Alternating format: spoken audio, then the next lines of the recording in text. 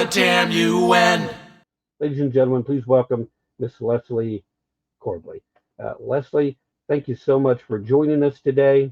Before we jump into anything at all, how are you? Doing great. Thanks so much for having me. Well, it's always a great chance when we get to talk to somebody new on the show. Of course, we haven't had you on before. I do tend to try to bring people on to the radio show before having them pop over here to the Rumble channel because I, I really like to have made a better impression than you just jumping out the gate and seeing my face for radio. But that being said, I, there's so much going on right now, and there's just this idea, this notion that people that are embedded in the administrative state have some kind of duty to continue to resist Donald Trump.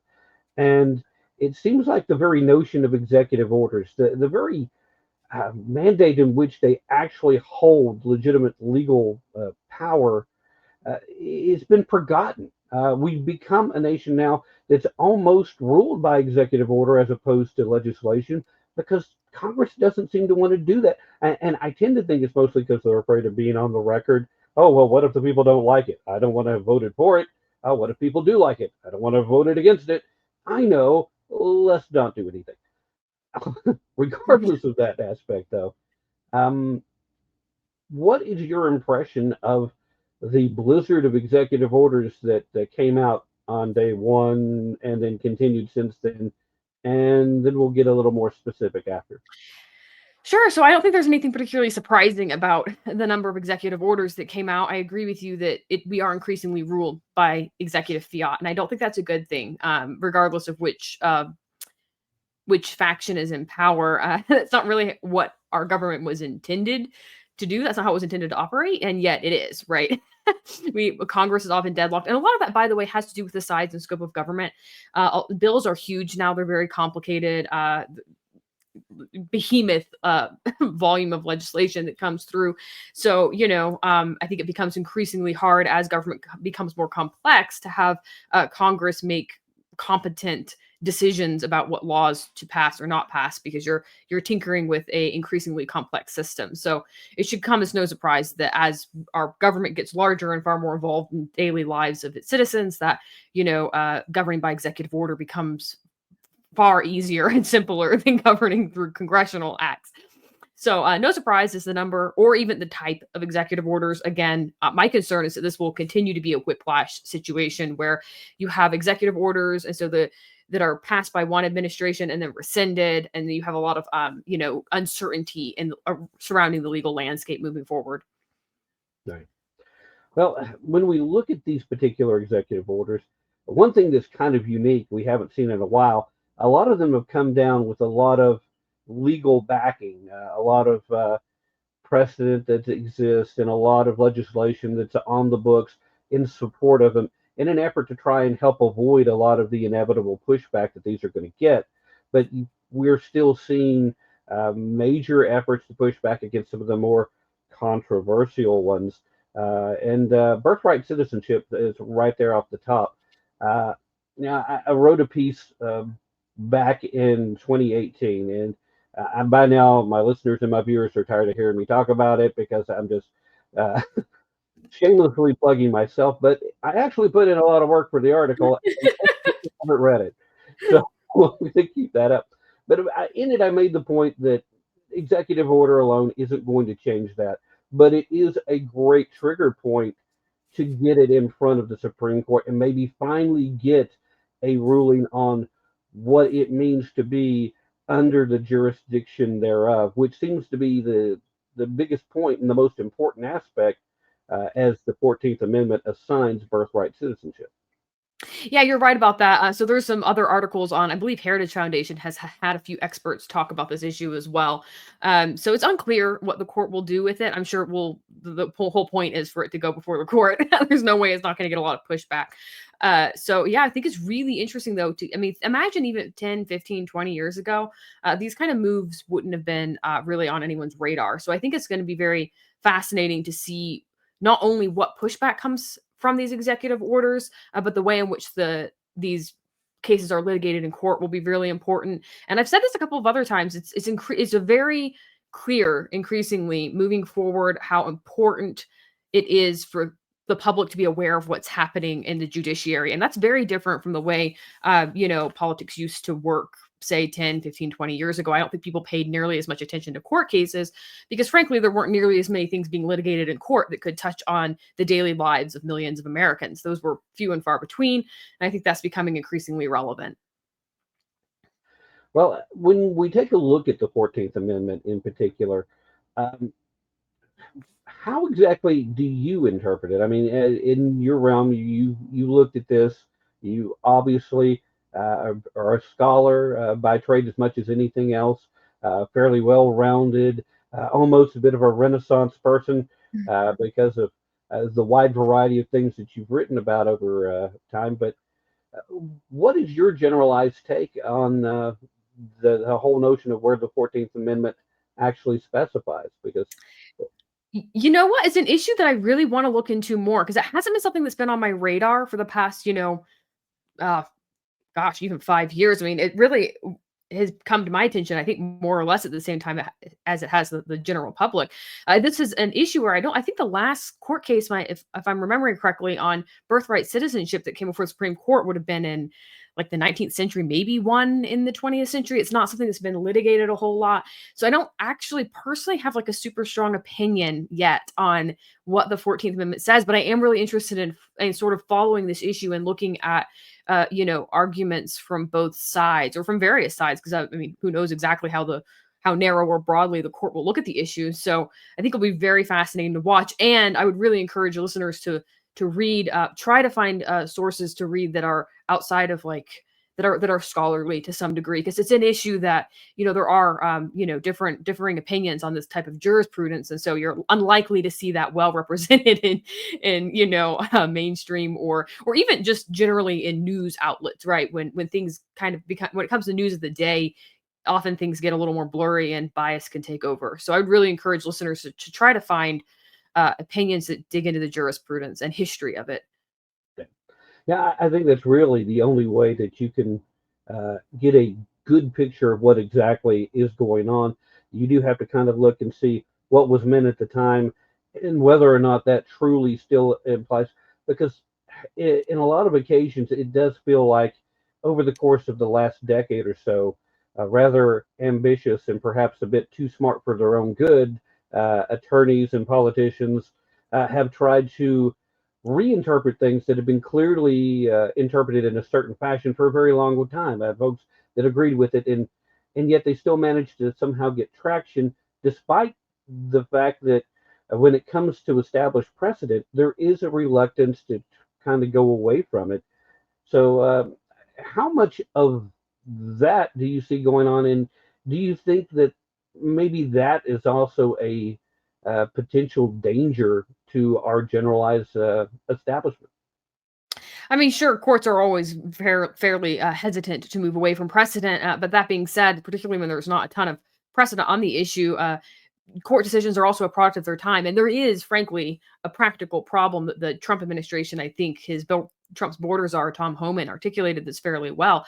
That as borders become easier to cross, right? Think 100 years ago, how much more difficult it was to physically cross into another country's border than it is now. Now, that's not to say there aren't any barriers to migrants coming over across the border, particularly if they're in fact people who are seeking asylum. Absolutely, there's barriers to crossing, but migration is far, far easier now than it was even 50, 60, 70 years ago.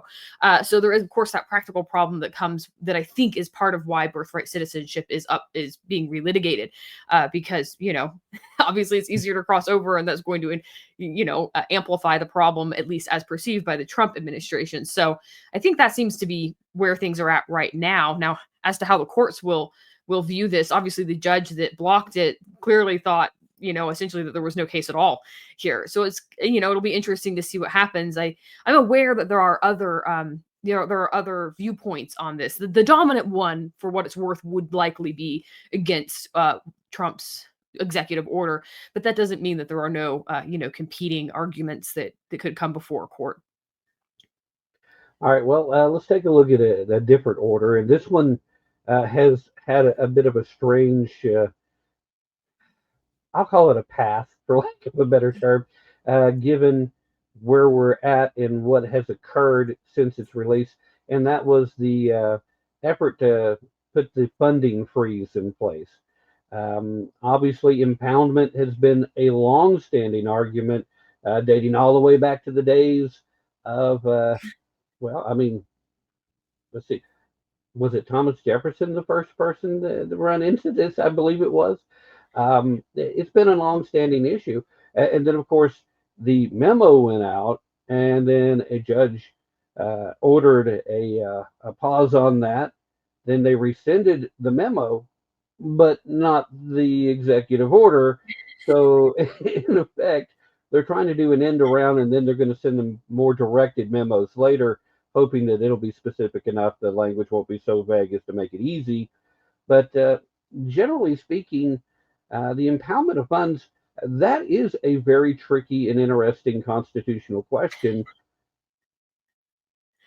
It is. I think this is it's all so fascinating. These are the kind of things, that like in law school were little footnotes of like, oh, these kind of things rarely come up. So it is really fascinating to see how this is playing out like in real time. But yeah, some of that comes down to again the fact that we're having so many fundamental disputes over how we should be governed right now. And so with new administrations coming and going, you're seeing I think each party is incentivized right now to find more and more creative ways to try to enact their vision both in the present and making sure that it can stick for the future. So that seems to be what Trump is attempting to do this time around, right? Is to push forward his agenda in a way where it's not sort of almost beaten to the ground before it can launch by those in Washington D.C. who are heavily opposed to his policies and work in federal agencies. So I mean, it's going to be really interesting to see how all of this shakes out. But also for your listeners, it's a very important time to think about the separation of powers. And I think a lot of people these are issues that are foundational to our government, but haven't been on the minds of either the public or, frankly, those in either political party to the degree that they are now. It's really all ramping up. So yeah, that's another executive order that touches on what's generally a pretty narrow, um, not very esoteric area of law. Yeah. Yeah, I mean, Congress has the power of the purse. They get to delegate where it goes. But as we already alluded to, Congress has gone a long way towards avoiding their standard responsibilities, which opens up the door. There's still this notion of judicial supremacy, which was never a legitimate issue in the earliest days of the Republic because everybody understood, okay, uh, you guys pass the laws. We're supposed to make sure that we enforce them. And then if they get elevated to a certain point, the judicial eventually decides whether or not they can, in fact, be instituted to their fullest extent, or if under the Constitution, sorry, you guys can't do this, leave the citizens alone. So it leaves this whole network of questions. But the impoundment of funds, though, started in a fashion that I think we all kind of can appreciate how it would start, because here it is. Okay, these funds were allotted by Congress, and okay, well, we don't need to buy these particular warships, Navy boats, because everything's taken care of. So we're just not going to do it. Well, we already said that you should do it, so go ahead, and we don't need to. Why? Why? I'm supposed to be a good steward of the tax dollars too. So it seems like a pretty legitimate argument, since the executive is still responsible for making sure that the will of the Congress gets done in that case. And still the will of the people are supposed to be served. So again, I'm very interested to see how this one plays out too. I do think there needs to be a definitive answer. The problem is there's never ever really a definitive answer, because 12 years from now, the Supreme Court looks extremely different, and their opinion's different. Uh, And You that's where I think the neutering of Congress and the inability of Congress to act decisively is so damaging over time. Because when you end up tossing all of the issues over to the court, you're exactly right that the court might make a decision, and that decision may not be binding in 10, 20, 40, 50 years. You know, courts obviously overturn their decisions. This happens all the time. And how long that decision may last is subject to change. You really need all three branches of government to operate competently. And I think that that's unfortunately we're not in a timeline where that's likely to happen right now. But it is very essential for government to function properly that all three branches do their job and do their job well, or at least attempt to.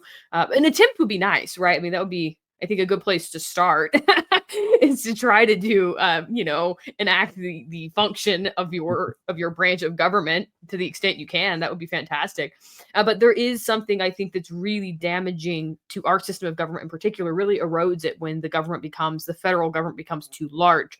The separation of powers is becomes much more tricky when you have, a huge behemoth of laws that we simply didn't at our nation's founding. And so I would love to see the size and scope of government reduced in such a way that we could hopefully move back to a model that is much closer to the consent of the governed, because just as government gets larger, it's much more difficult to enact the will of the people. uh, in and amongst the executive orders that have come out so far, besides the two we've talked about, are there any others that you find legally interesting to see how it plays out, or any that you feel are particularly egregious and need to be shot down immediately?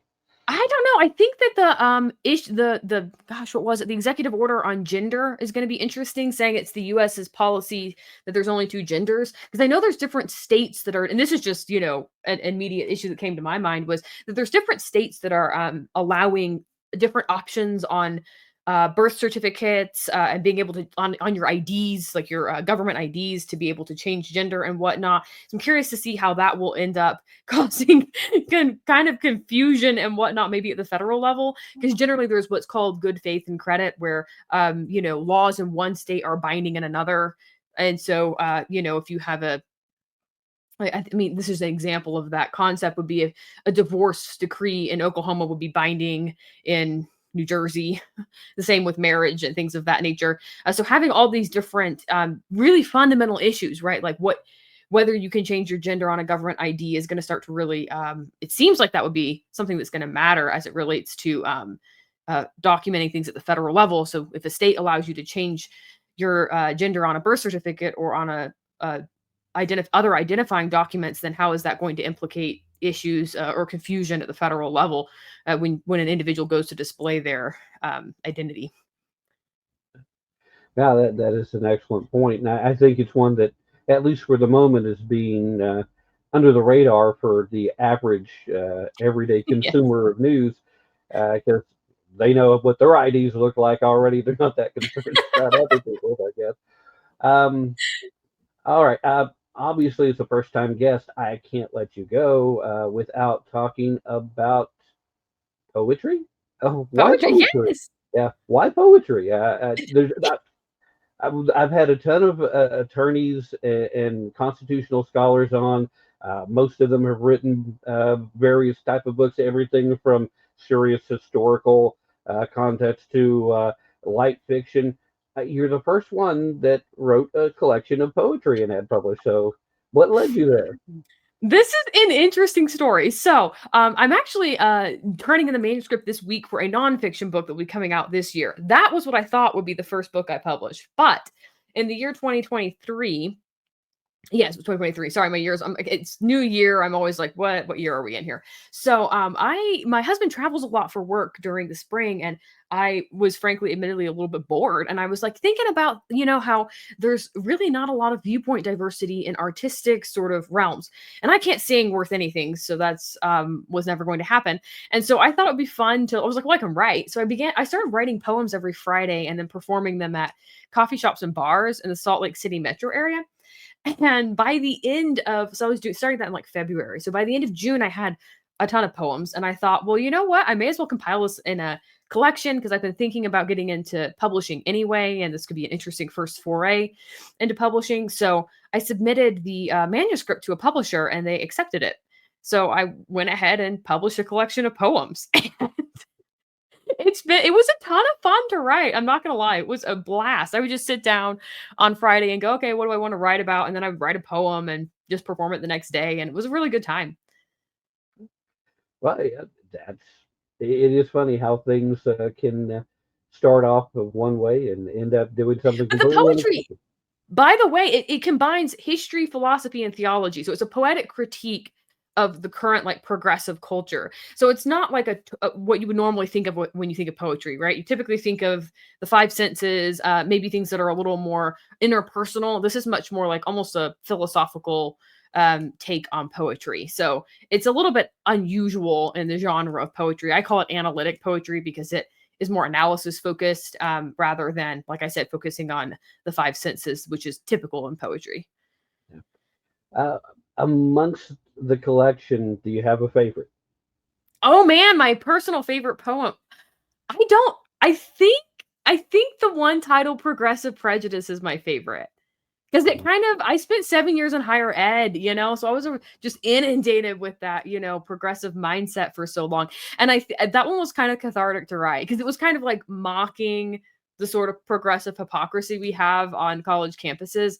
That was sort of the inspiration behind it. I think that's my personal favorite. I had so much fun reading it too because I walked into a coffee shop and, like, these open mics in coffee shops, like, like, probably at least 80-90% of your listeners are gonna be probably on the left. And so it was kind of a bold move to walk in and just sort of, read some satire, satirical like poems, because you're sitting there going, is someone gonna like throw something at me? I don't know. It was wild. It was a lot of fun though.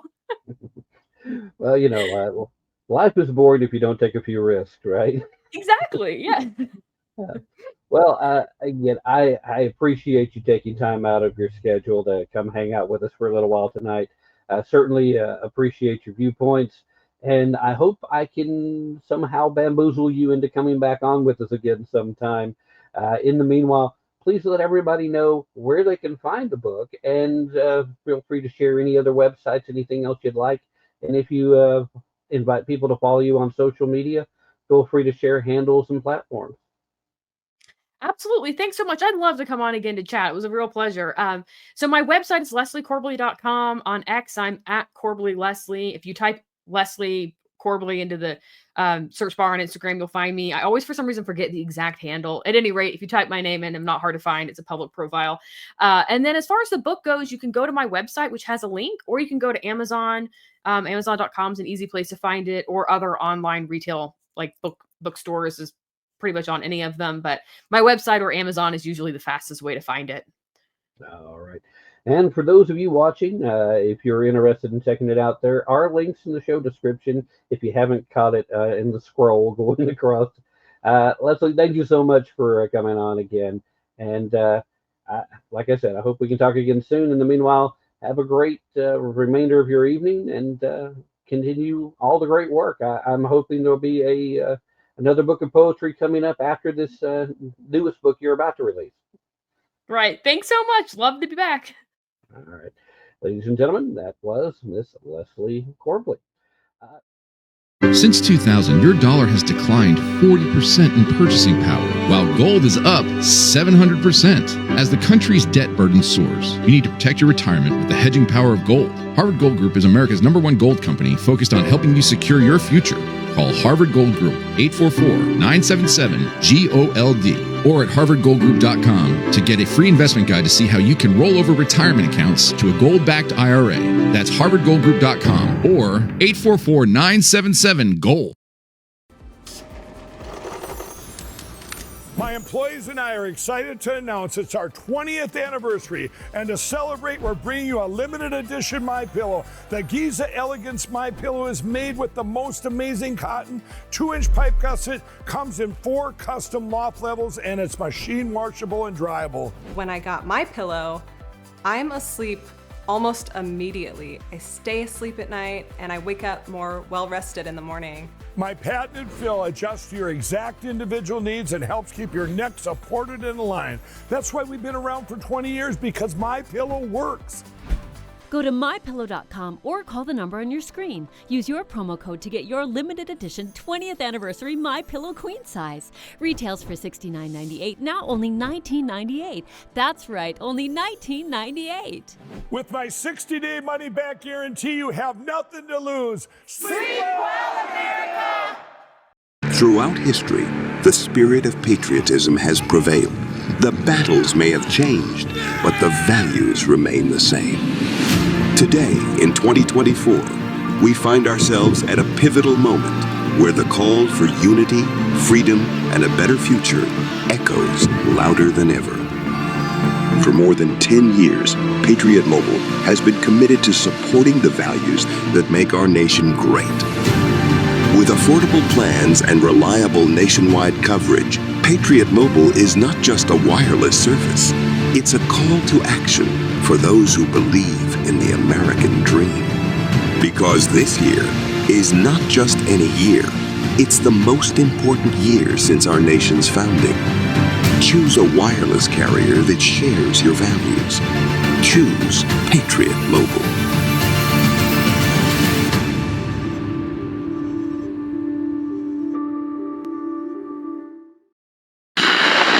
Food supplies have been completely wiped out. We have our evacuation of all counties. I report complete devastation. We have a giant squall, cloud, gobbling up everything in their path. This is a total loss of life. There are forces in this world that remind us of how fragile we are. We thought we were safe. We thought it could never happen to us. Then life like a fog descends upon us, blanketing our memories. Through the haze, we travel its hidden paths, lost in its secret places. And when the storm, turbulent and immovable, forces us to shelter, we remember. It calls to us, calls us back. Back to the ports and the harbors of our past. We fight the currents that pull and drag us off course, not a light or star to chart the way. And when we arrive, we don't always know it at first, the places we once loved guised by time. Then we see it, the place we've been trying to get back to. Safe at last, we've found our way home.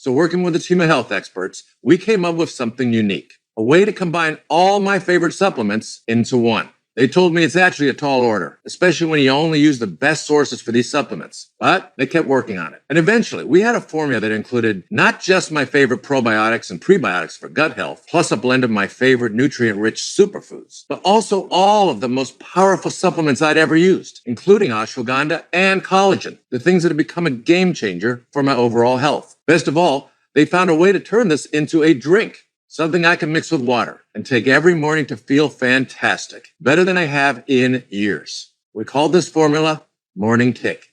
Morning Kick is a revolutionary new formula that combines all my favorite supplements into one daily drink. It's basically 10 different supplements in one. No more adding weird foods every day or tracking down hard to find supplements. I just mix this powder with 8 ounces of water, stir, and drink. Then it goes to work, nourishing your body and delivering a pop of energy that you can feel right away. It tastes just like strawberry lemonade, and it's so good it's now my favorite drink. But this is about a lot more than just energy. When it comes to healthy aging, I consider this to be the most powerful change anyone can add to their diet to transform their health. How is that possible? Well, just look at what's in it. We have 6 different probiotics, including L-rhamnosus, which is known as the weight loss probiotic. In studies, this strain shows significant reduction in body weight in humans. That's because when digested, these strains go to work in your digestive tract, helping knock out bad bacteria and getting your gut working right, the way it's supposed to. It also includes the special prebiotics that help gut health even more, which we source from special Jerusalem artichokes, known for helping with bloating and all kinds of digestive issues. Then there's the green alkalizing blend, which is a fancy way of saying all the healthiest superfoods your diet might be missing. That includes alfalfa, barley, chlorella, kale, lemon juice, oat, spirulina, and wheatgrass, all shown to replenish minerals and help your body feel younger and stronger. But we didn't stop there. There's ashwagandha, which is like an anti-aging super supplement. Studies show it can help reduce body fat, support healthy hormone levels, and even support healthy blood sugar levels already within the normal range. I also made sure we included bovine collagen for all those achy joints and muscles. And we finished this formula off with a groundbreaking plant-based ingredient called ascogen, which supports overall gut health and can potentially make all the other ingredients work even better. Put it all together and you get Morning Kick, the drink that's helped me look and feel better than I have in years. Now, if you want to try Morning Kick for yourself, the great news is we finally made this formula available to the public. However, you can't find it in stores. Part of the problem is the cost. Sourcing all these ingredients in forms that actually work can cost hundreds of dollars. And look, you'll feel great, but that's too much money. We want this formula to be accessible to everyone. What we found is that by distributing it directly to you, we could sell Morning Kick for much lower than if it was in retail stores. Supplies are extremely limited. So if you want to feel these amazing health benefits, the boost of energy, the slimmer body, the improved digestion, and just overall healthier body, I encourage you to act now. Prolonged use is the #1 way to get the most out of these incredible ingredients, so your body can keep feeling better, week after week, month after month. Best of all, every purchase comes with our 90-day money-back guarantee. That means you can use every drop. And if you're not 100% satisfied with your product for any reason, and just send it back for a full refund of the purchase price, even if you used it all. That's how confident I am you're going to fall in love with this groundbreaking new formula the same way I did. Our warehouse is located right here in the USA, and most orders ship the day they're ordered. That means if you order now, you could be feeling these changes within just a couple of days. If you're like me, you've lived life to the fullest, and your body has carried you through thick and thin. Now, it's time to recharge your body and give it the healthy fuel it needs to help you feel better as you age. This isn't impossible or even hard to do. We all have the power to give our bodies a boost, but nobody can do it for you. You have to be the one to take charge and say to yourself, I want to feel good every day, and I'm going to make it happen.